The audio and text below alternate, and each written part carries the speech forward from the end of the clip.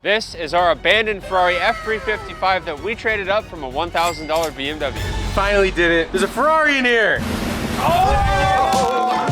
The Ferrari sat for 10 years untouched with the windows down. When I first saw the car, there was no joke, a bunny right here. I thought it was dead. We detailed the car inside and out, and we pulled the engine out for a complete inspection and diagnosis. Now's the moment of truth, because we're gonna put a socket on the front crank plate and see if this motor actually spins. Wait, no wait, bro. That's a really good sign. Now we have a complete engine harness that isn't chewed up. We have new belts on the way. Let's get to repairing this engine so we can fire it up for the first time in a long time. This engine harness is not just bolted to the engine like in most cars. Because the entire back half of the Ferrari drops out all at once, the harness can be fastened to the engine, transmission, and the subframe. Luckily, Ferrari uses standard P-clips here, which I can easily unbolt and remove as opposed to like an old plastic push clip. Getting the harness off the subframe and rear assembly is the first step to getting this harness replaced. I've got our harness off of the rear structure here. A lot of this stuff is kind of just mounted up to the sides, and these are the things that, like this is your ECU connector, a lot of the points that connect to the chassis side of the car. So now we've got that all free and tucked up over here. So now we're gonna start working into the engine itself and actually unplugging all this stuff, which is gonna be pretty trick because I've got a lot of connectors down there and all the harnesses are kind of routed down underneath a lot of coolant lines and hard lines and like oil lines and stuff. So it's gonna be pretty tricky to get some of this stuff out. This is why we're replacing it, because some rat just came in here and was like, oh, Thanksgiving, and now we don't have a Ferrari harness anymore. We got some grounds down there we need. Grab my trusty wrench. We're gonna go for this injector. Inside the valley of this V8 is packed with coolant channels, oil lines, and throttle linkages, giving me very little room to maneuver a harness through. So I've got most of the harnesses in the center in the valley pretty much unplugged, and now we have to move to kind of the front of the engine, get the alternator unplugged, get the cam position and crank position sensors undone, and get all of these harnesses off, and then start feeding things so that it can come through and then out the back of the engine. Yeah. The current harness I'm taking off is a power distribution harness, and this is one of the easier harnesses to take off. That's one harness, 1 out of 4. Let's go. There it is. Black Friday deals are live right now, guys. Sales on intakes, exhausts, wheels, suspension, body kits, interior parts, lights, and even merchandise. We just dropped some fresh new merch. We got super clean tees, we got new hats, we got new hoodies. Check it out. Every dollar you spend is gonna get you entered to win our Liberty Walk 2023 Nissan Z plus $20,000 in cash. Get entered, guys. Yeah, there's a Bluetooth connector right there. Oh, there's 2. Bluetooth connector means there's no wires connecting it. It means it's cut. A rat ate it, and now it's not a piece of the harness anymore, and so we can't use it, which means it's smoke. Harness number 2. This one even bad? No, this one's fine. This one's actually fine. We didn't even need to replace this one. So one thing about this setup is when I got the new harness, I started realizing is like, it's not just one engine harness. It's considered the engine harness, but it's actually like 4 different harnesses, so.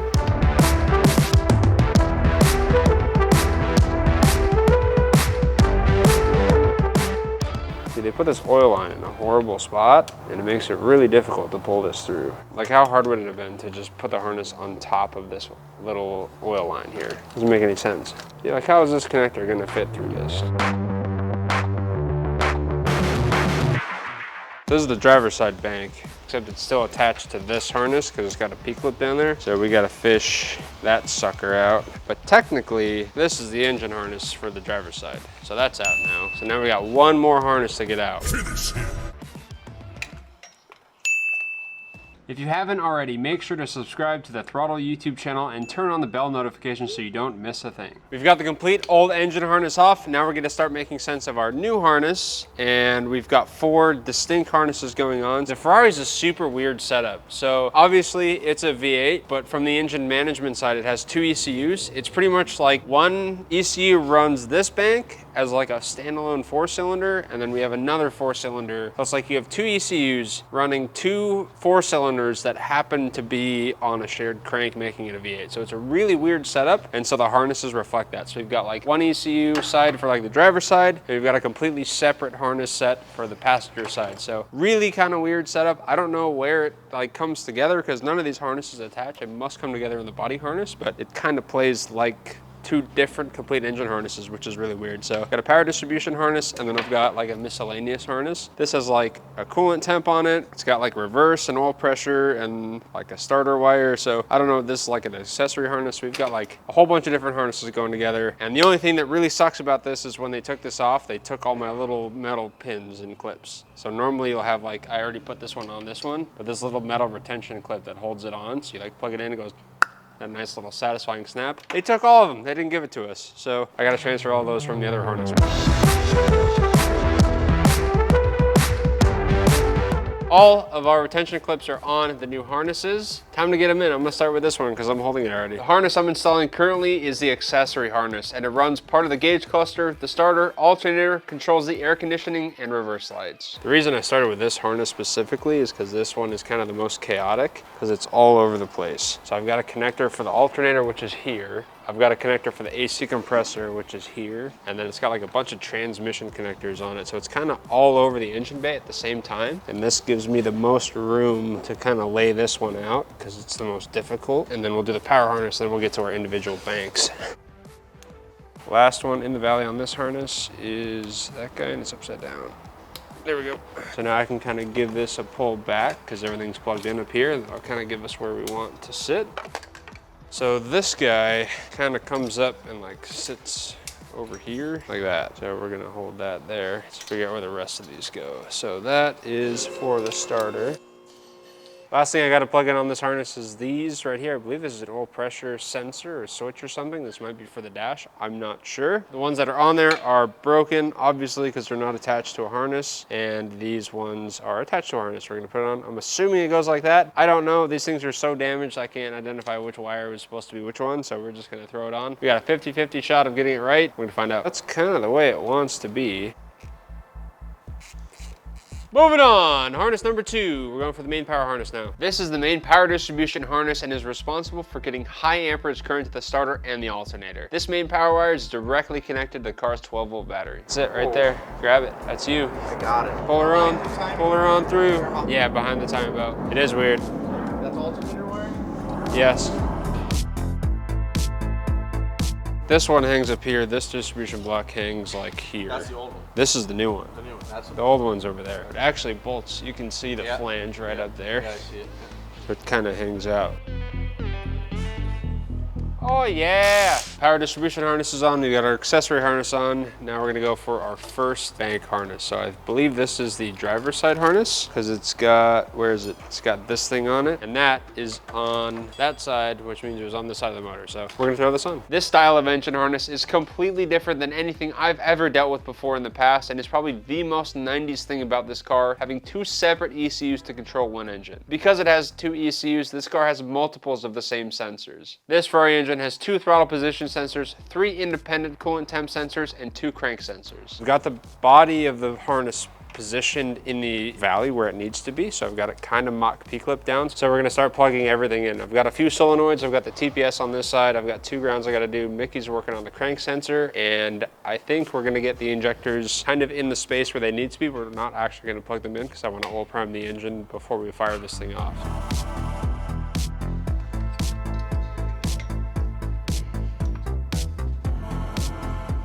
Our harness is like 95% done on this side, so we're gonna take our ignition box here and actually get this bolted down, because this was never bolted down. So it goes here, and I've got some fresh hardware for it, and then we can plug these 2 things in, and then this side of the harness will be done. Now it's time for the other side, the other bay. This is the passenger side, and it has a really long crank sensor, so we're gonna start with that, then we'll have it done. The passenger bank is a bit easier to install than the driver's side was, but it's still tricky to run. Making sure this harness is properly secured is a make or break for this car, as the harness runs between the cylinder heads and the timing belt on both engine banks. If the wiring harness is not properly secured, it can wind up getting sucked into the timing belt, as there is no rear timing cover, which would be no more Ferrari engine for us. So aside from this P-clip, that's it for pretty much this section of the engine forward. We got all of this we need to P-clip up and retain, and then we got to plug our coil pack and set up, get that all dialed in over here, and then pretty much we'll be finished with the wiring. So once we're done with that, we have quite a few vacuum lines that need to be replaced, so we're going to move into that.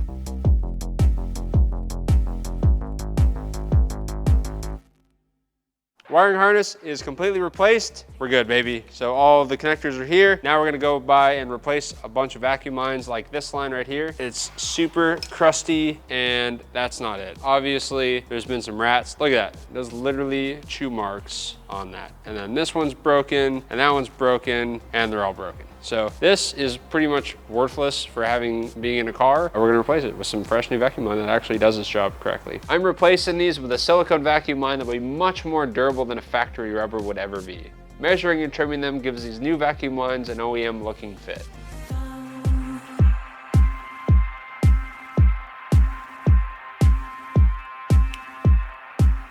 Freshy vacuum line, proper. Next up, we're gonna need Ferrari Steve, because we're gonna knock out these timing belts. I brought Steve back, so he helped me pull this engine out. He's a Ferrari expert, I am not. I don't wanna get this wrong, because if we get it wrong, it's an expensive motor to damage. Apparently you have to take the valve covers off first, because the timing marks are underneath there, so we're gonna start by ripping the valve cover off. Let's get to it.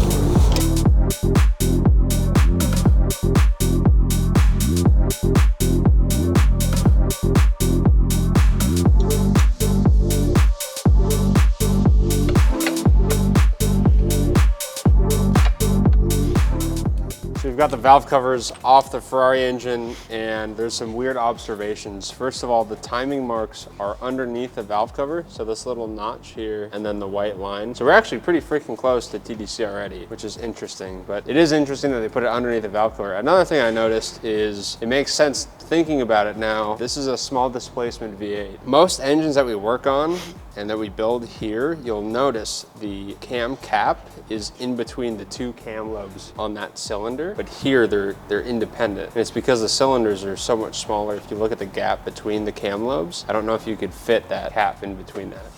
Super weird. Very interesting stuff, man. Really cool setup. So now we're gonna set this to TDC. Another thing is this engine spins clockwise. So the tensioners are on the leading side of the timing belt versus most of the other setups we do, the tensioner will be on the trailing side of the belt. So the belt will essentially be pulling on the tensioner on the setup, which is really weird. That's why I have Steve here helping me out, because I don't know any of this stuff and this is regular for him. So I'm learning about this the first time and it's really cool. So let's keep going. Let's do it. You're pretty much there. Almost there. Just a wee bit more, yeah.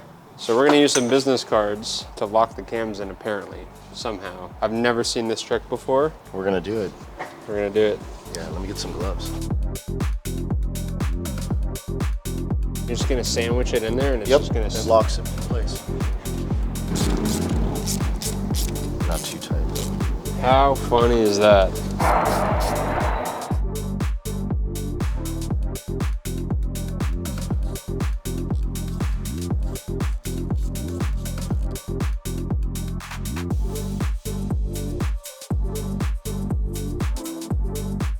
So next up we have to recompress the tensioners. So we're gonna pull these off, stick them in a vise, we'll compress them down, and I gotta stick a little Allen key through that hole. So we're gonna push it down and then go, and then it'll hold it compressed where we need it to. So let's get them both off.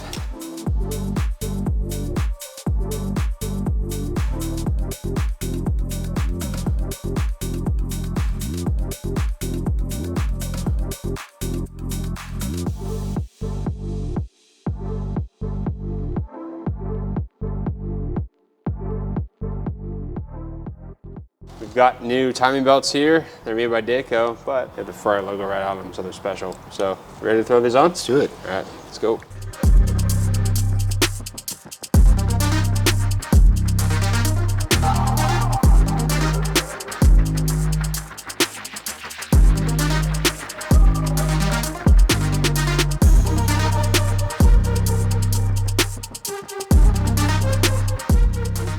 Timing belts are on, they're tensioned properly, so now we're gonna spin the engine twice to make sure the cams are timed and everything stays where it needs to.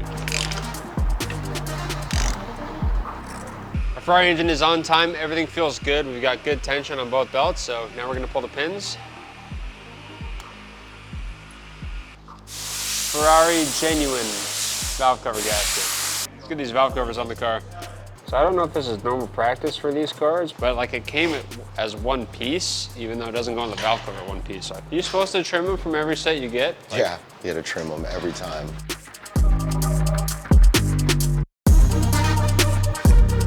While Steven and I were working on the timing belt, Mickey and Ricky went ahead and got our valve covers repainted in the signature Ferrari wrinkle red.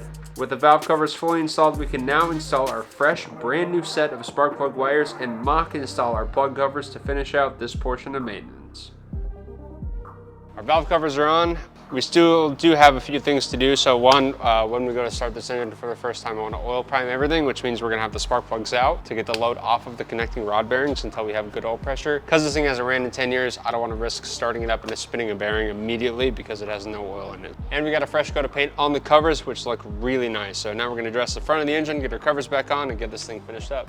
The final things to install is our crankshaft front pulley. We can bolt down our freshly cleaned timing belt covers and install a brand new set of serpentine belts to finish out our Ferrari maintenance.